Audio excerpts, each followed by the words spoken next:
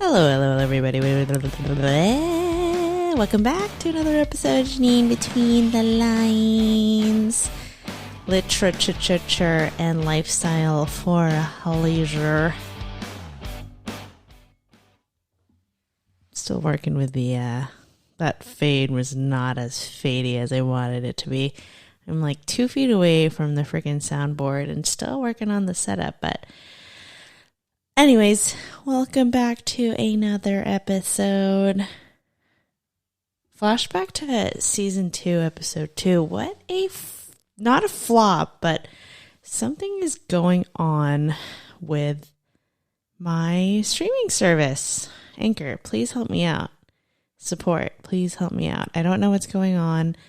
Last episode didn't post to the usual suspects. Apple Podcasts, Spotify. I think it has something to do with the way that I converted my files. So, work in progress. If things go my way, then I'll get that figured out. And then you guys will have 2 new episodes within the span of like 2 weeks. So, who is really to friggin'... who's here to complain anyway? So, today's episode is a recap on a book that I've been reading. It's called The Remains of the Day by Kazuo Ishiguro. And I figured I'd go kind of on a rant and just talk about, I think it's about time, and it's a little late. I don't think there's any spoilers for Bridgerton that, you know, if you're listening, disclaimer, this episode is going to be spoilers on my thoughts about it.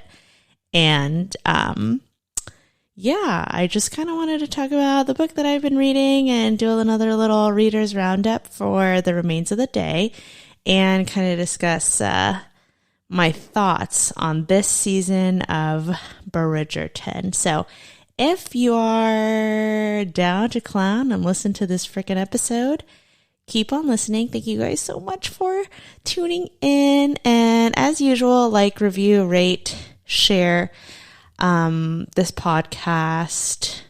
Like I said, Spotify has a new thing now where you can rate the podcast straight from there. It doesn't have to be on Anchor because Anchor and Spotify are conjoined. So if you enjoy this podcast, keep on listening, and thank you for your future support.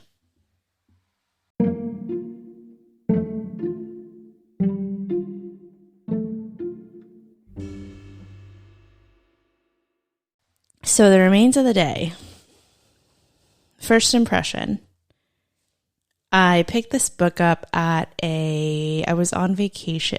I call it a staycation in Booth Bay Harbor in Maine. It was Teddy's birthday trip, and it's kind of a summer town. It was very kind of dead, and you know, since it was cold, there weren't a lot of places to go, but we were in I think it said it was the oldest bookstore in America. I'll have to go in and tag them and show you guys where I got the book from, but it was displayed as an Asian American spotlight and looked very appealing. So a few of the shout outs from the Boston Globe and the New York Times, it says, one of the best books of the decade.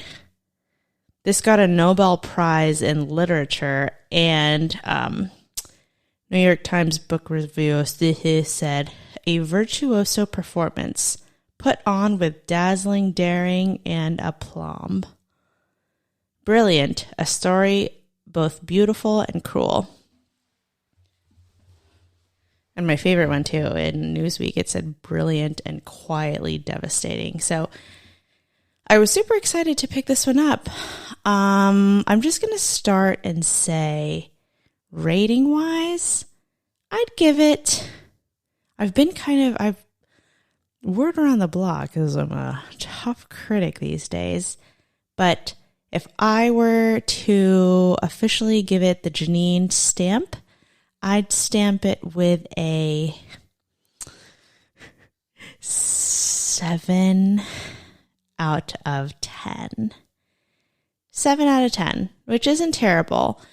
It was pretty intricate. One of those books that I kind of had to backtrack and reread a few excerpts, which I don't mind at all. It's beautifully written.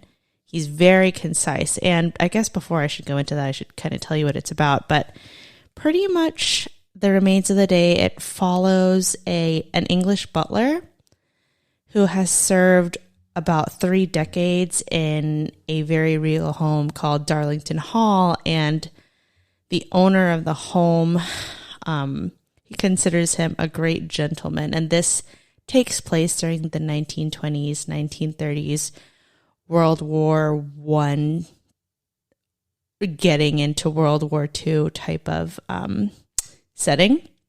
So definitely my speed.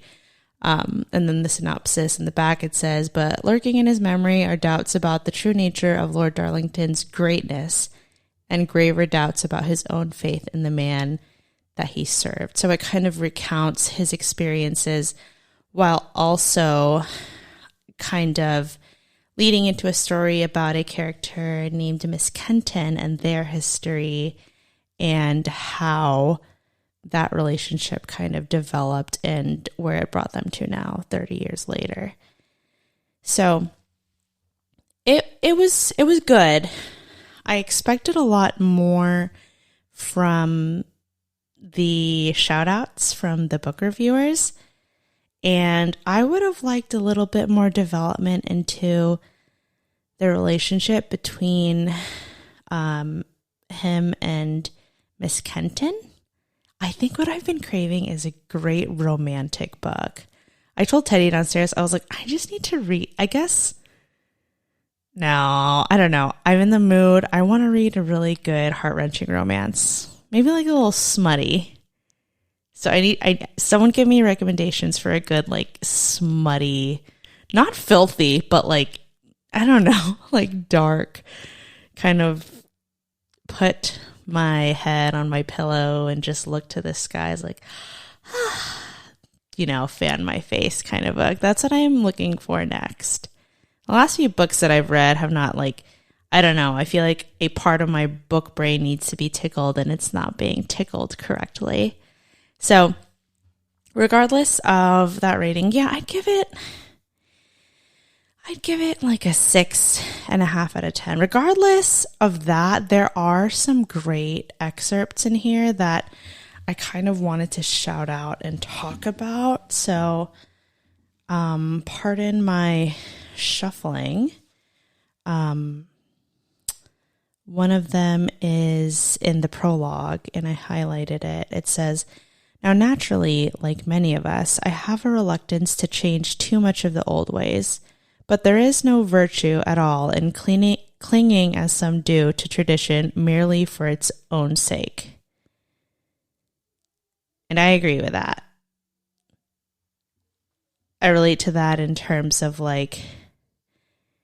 sticking to the old ways because something is comfortable when it could be more convenient, let's say like for a business or the workplace, and something that's usually like a routine. And then say someone has a creative idea or brings something new to the table that disturbs that piece or that routine that you've developed that pretty much becomes muscle memory, but in the end is something that could benefit all parties involved. Am I a creative? Do I consider myself a creative? I'm like half and half because I do find comfort in routine and sticking to old ways, but I completely relate to that sentiment in the sense that we as humans and just natural living beings, we are called upon to adapt to change, and change is good. Being stagnant is not healthy. We are changing every day, regardless of whether it pleases us or not. So why not freaking move with the times, That's the point. This is me, with my freaking setup. I was just fine with recording with my phone, but now that I got this tight setup, I see why the wave was going this way. So I'm # not mad at it at all.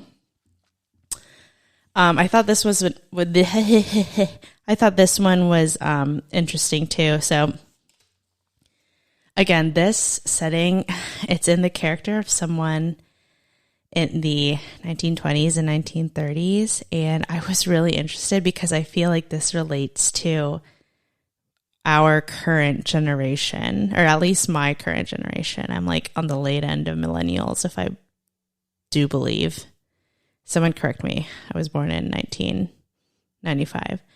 So this one really interested me. So this one says, it's in the chapter Day 2 Afternoon when Mr. Stevens is in Mortimer's Pond, Dorset, and he says, "What I'm trying to say, and I do not think this an unfair comment, is that we were a much more idealistic generation, where our elders might have been concerned with whether or not an employer was titled or otherwise from one of the, quote, old families.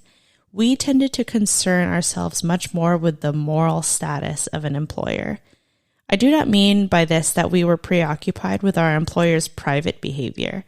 What I mean is that we were ambitious in a way that would have been unusual a generation before, to serve gentlemen who were, so to speak, furthering the progress of humanity. It would have been seen as a far worthier calling, for instance, to serve a gentleman such as Mr. George Ketteridge, who, however humble his beginnings, has made an undeniable contribution to the future well-being of the empire, than any gentleman, however aristocratic his origin, who idled away his times in clubs or on golf courses." I thought that was so relatable to our generation now, because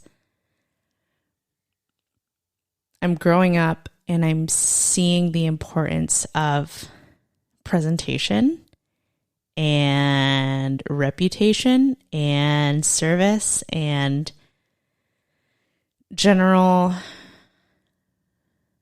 what's the word that I'm looking for?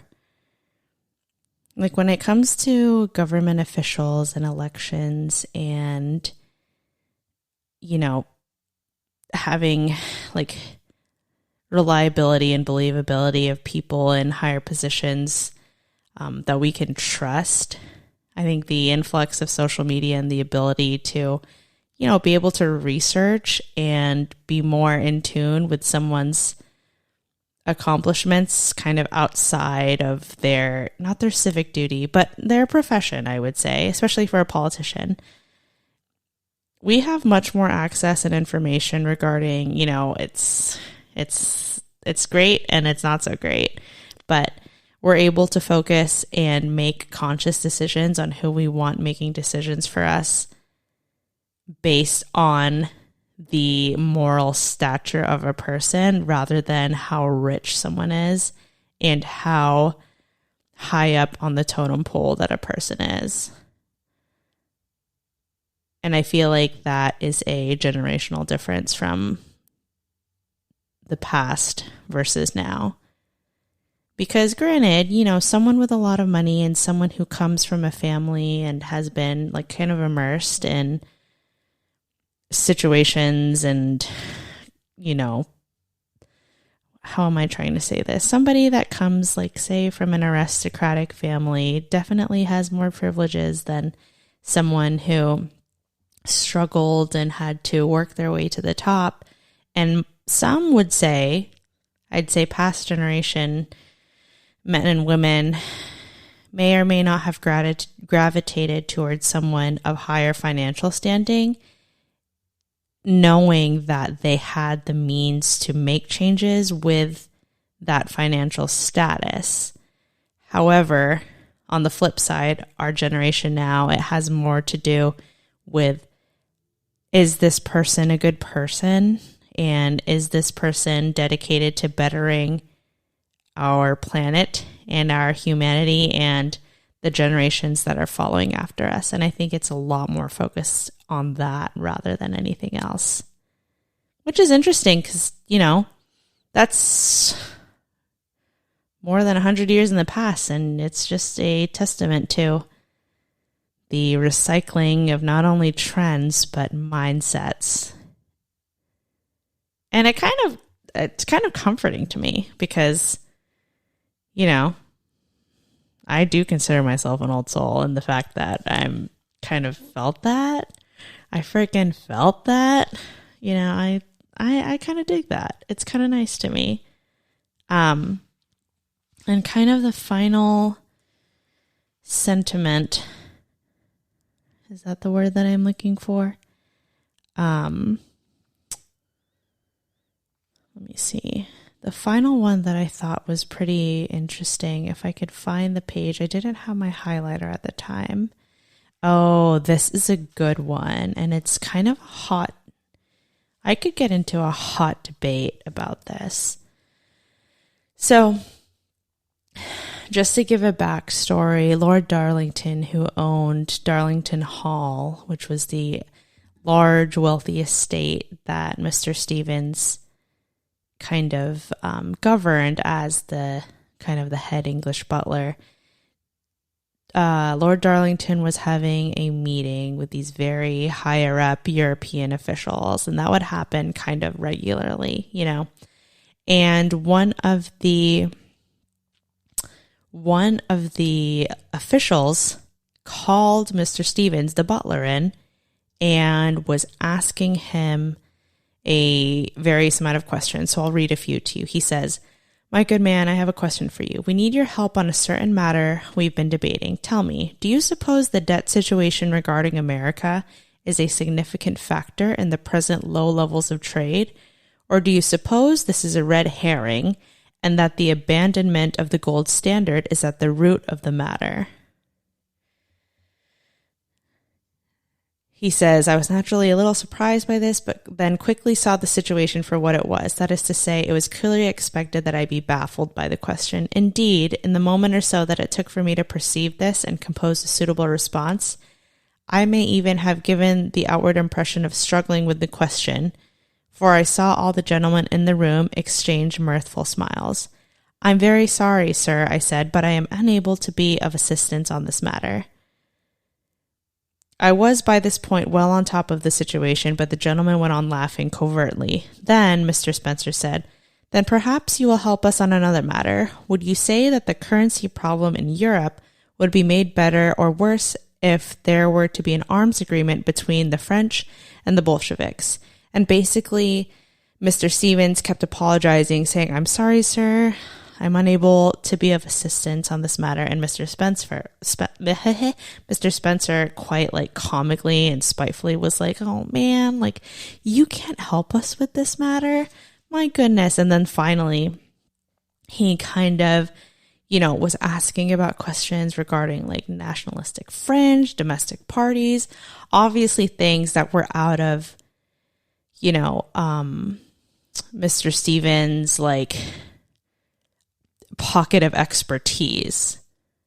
Like, he's been a butler for most of his adult life. Obviously, he hasn't studied foreign policy. Obviously, he hasn't, you know, had like any take on international matters, regardless of who visited his household. You know what I mean? So then Mr. Spencer goes on, and finally the guests leave, and Lord Darlington kind of pulls him aside and pretty much talks about, I want to find the exact excerpt what he says.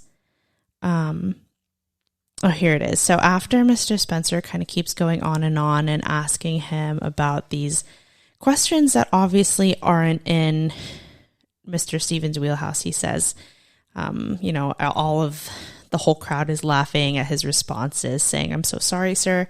I'm unable to assist you in this matter." Mr. Spencer goes on to say, "And yet, we still persist with the notion that this nation's decisions be left in the hands of our good man here and to the few million others like him. Is it any wonder, saddled as we are with our present parliamentary system, that we are unable to find any solution to our many difficulties? Why, you may as well ask a committee of the Mothers' Union to organize a war campaign."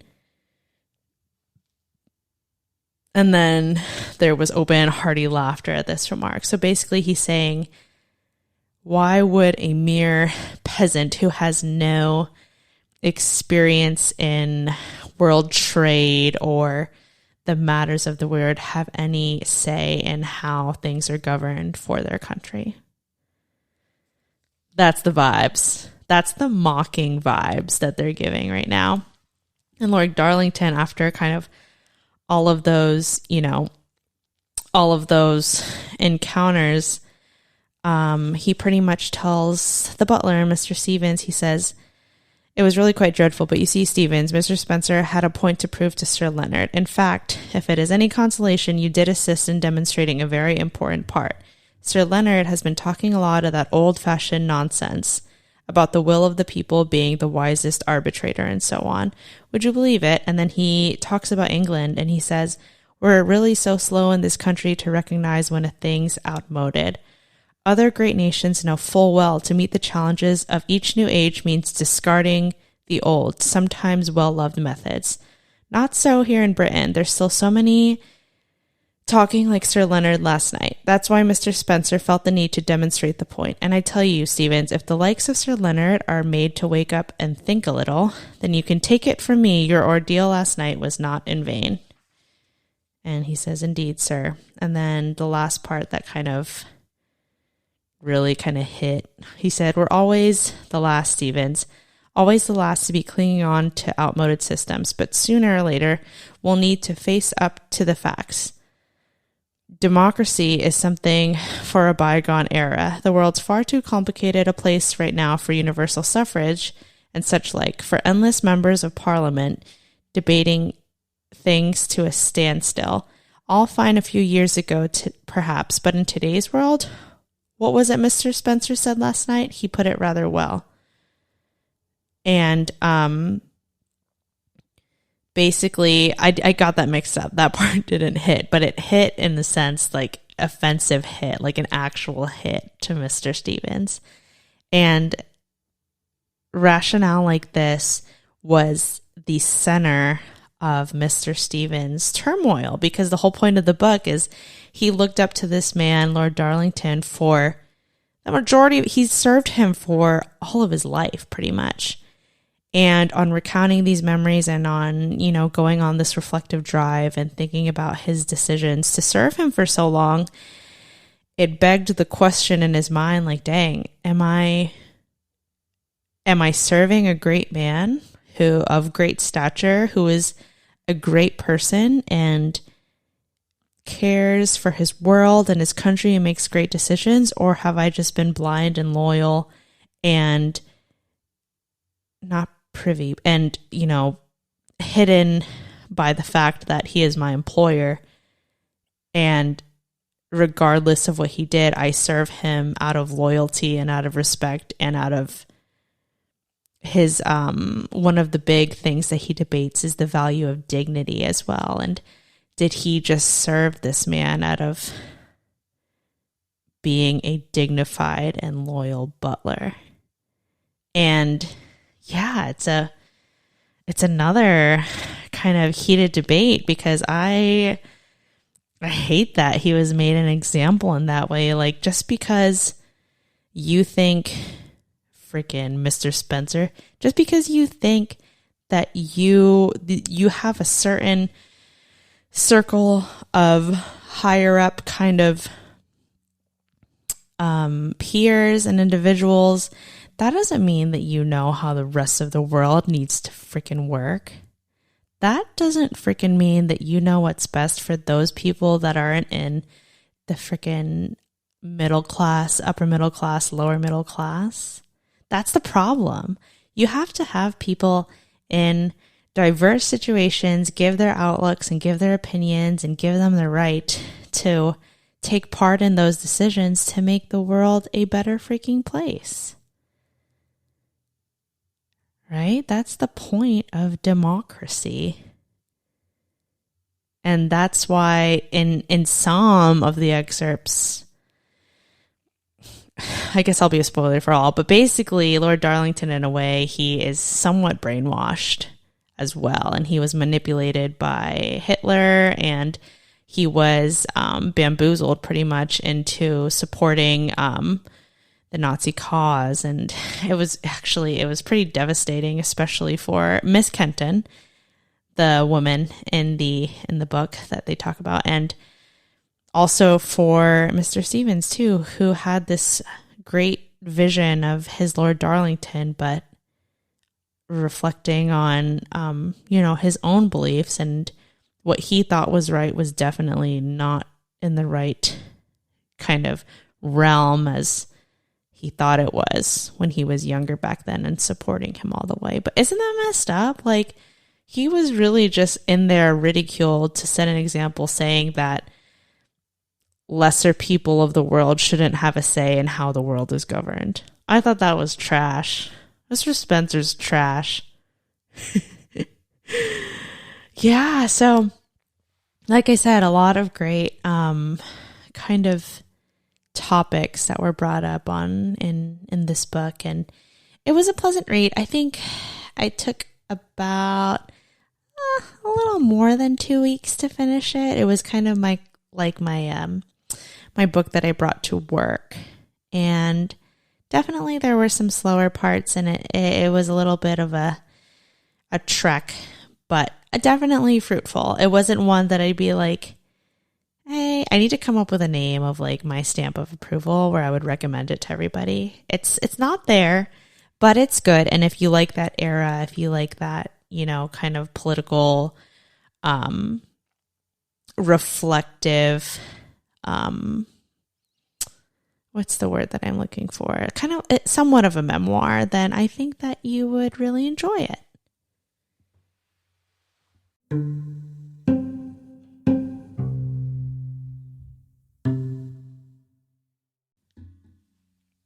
So that was the remains of the day. Like I said, 6.5, 7. I just need to take a moment. And this is the part where all you Bridgerton lovers who are not caught up on season 2 yet, to mute this, to skip it, to turn off the podcast. I love you guys, and please listen to the next episode. But for those of you who have watched it already, can we just take an actual moment?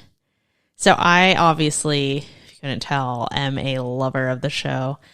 In high school, my best friend and I, we obsessed over Gossip Girl. Of course, I had those parts where we were like, we couldn't even watch it because it was too cringe. But the concept of it, that's kind of what sealed in our friendship, right? So naturally, Bridgerton, and of course, it's a period piece. And of course, that's also my era. Ugh. I haven't obsessed over a show or a couple the way that I do over Anthony and Kate in years. Ever since the vampire, also high school, the Vampire Diaries. I'm Team Damon, by the way. But, oh my God. And yeah, I'm not going to lie. I was definitely in the wheelhouse of super fans who are like, I wanted to see more of Anthony and Kate, because they gave so much time to freaking Daphne and wow, he's out of my mind. I can't even think of his name. To Daphne and Simon, when it came to their post-marital love and their development, and we got literally one scene for Anthony and Kate. So great, 10 out of 10. I absolutely freaking loved it. I can't say it enough. When I tell you, I had one day off in between 2 days. I binged the show in one day, so 8 hours, no big deal. Whatever. I got up, I got food, I got coffee, and then I just freaking had my meals, and I walked around and tried to multitask. But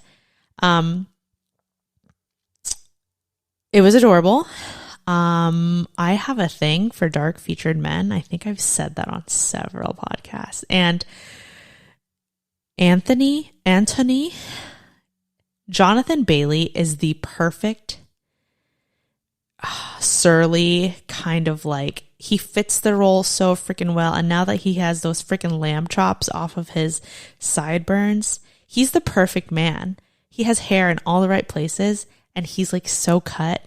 I can't handle it. He's the perfect cinema man right now. And I saw a tweet and it was like, he needs to be in every single like romance movie that comes out in the next like 5 years. I completely agree. It was beautiful. And freaking Simone Ashley, oh, she is stunning. And remember what I just said about representation? Also, you probably haven't heard what I said about representation because the last podcast didn't post appropriately, but who knows, maybe you did. But her acting, impeccable. And their chemistry, to die for. 20 out of 10. I could feel it through the screen. It was the definition of a slow burn. And I know some people hate it. But that, Shonda, how did you make me fall in love so freaking hard? To the point where after 2 days after finishing it, I was grieving the loss of a season done so quickly that I reverted. I regressed back to high school. I was watching Kate and Anthony couple like YouTube videos of all of their scenes in the season. You know how it's like season 2 and it goes through every single scene of the both of them. That like, I used to do that with freaking Vampire Diaries, like Stefan and Elena and Damon and Elena and freaking Caroline and I don't know, freaking, what was the guy's name? The hybrid. I can't even think of it anymore. But when I haven't been that obsessed with a couple in years. It's been years. It made me giddy. It made me breathless. It was so good.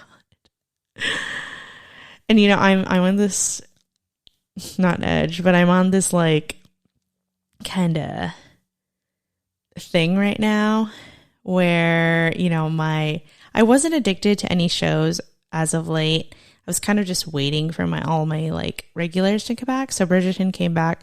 I'll have to let you guys know about Outlander once I start watching again. I have been watching Dexter. That's been interesting. And yeah, I just have so much more time to consume media and I'm obsessed. And maybe that's the reason why I'm craving like a smutty like love story. Like part of me wants to like reread ACOTAR again. But also I want to expand and I have so many books saved on Instagram. So TBD on that. But if you haven't freaking watched Bridgerton season 2 yet, what are you doing? Just do it. It's amazing. I have no words. I'm pissed because I know they're going to go into another book and season 3 is probably going to be about Eloise. And freaking Theo Sharp. I hope it goes into there. I hope she freaking gets hers. She deserves it. She's such a BA character. I love it. Oh my God. And the disgusting cousin of freaking Lord Featherington. Are you kidding me? At first I thought Lord Featherington and Eloise were going to be the ones, like they would be like a perfect match or something because he was like hunty and like, I don't know, something different than the regular guys, but I don't know. Oh my God. And the soundtrack, I haven't been able to get it out of my head. Like the songs that they use they're so nostalgic and just orchestrated. Oh, perfection. Absolute perfection. Graphics, perfection. Anthony's body, get me out of here. I'm about to freaking scream. I think I was like, I'm literally screaming into a pillow right now. I love them so much. They're like hot and heavy moments, just like the way that he like whispers in her ear. Are you freaking kidding me, dude? Like, I felt that everywhere. was gold. It was cinematic magic. And Teddy is always like, ew, Bridgerton, whatever. But he is dead wrong. Masterpiece. Absolute masterpiece.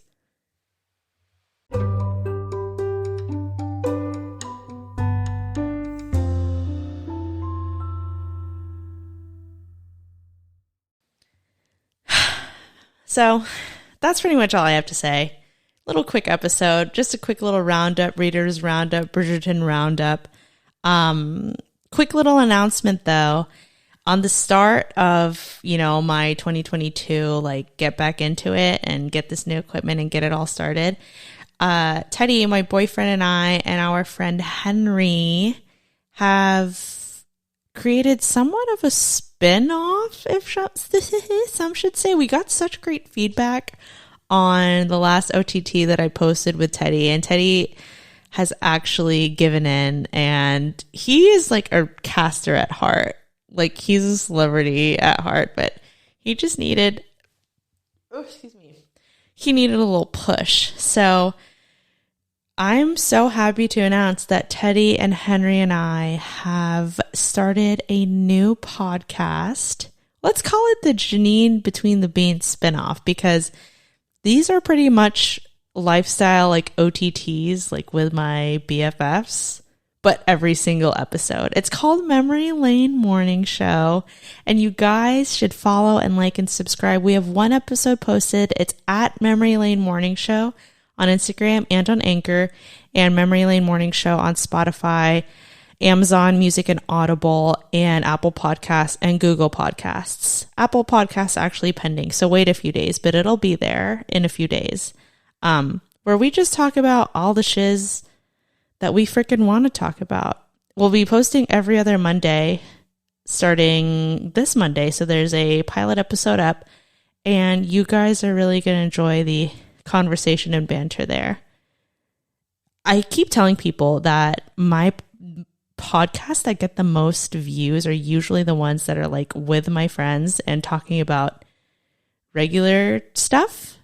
The book ones are they're pretty popular too, and that's like my passion, and I'm really excited to kind of like separate the two and have like a consistent like thing going on the Memory Lane Morning Show. So I would love it if you guys subscribed and listened there and tell me what you thought. It's a cute little I'm not gonna say a cute little thing, they're gonna hate that, but it's a nice little transition, and it kind of is awesome because I get to focus more on the books and like the literature media type things that I want to talk about on JanineBTL, and then on my casual days, I have Memory Lane Morning Show, and it's freaking awesome. So give that a like, check that out if you love that. Stay here if you love my content here. I'm still going to be sharing like lifestyle stuff here too, but that's something if you want something fun, like on your Monday morning commute. It's going to be every other Monday morning. And yeah, I'm really proud of that there. So still developing that one, but I would love it if you guys gave that one a listen. That is pretty much all I freaking have for today. I have like quick like music shout outs. Let me think. Top albums right now. I've been addicted to Emotional Oranges, Volume 1, Volume 2, and their most recent. I have ran through EARTHGANG's new album, and I don't know why I just recently started listening to them again, but Glass Animals, their most recent album too, has been hitting. That one has been on top to bottom repeat. And one of my close friends and her husband and I were headed to Boston Calling, and we're going to see them live. So I'm so excited about them. If you're looking for new music, EARTHGANG, Emotional Oranges, and Glass Animals right now. Those are the ones. So I want to thank you guys as usual for listening to the pod. I would love it if you liked and shared and subscribed and did all the things, the usual things. Thank you so much again for listening, and I will see you guys in the next one. Bye.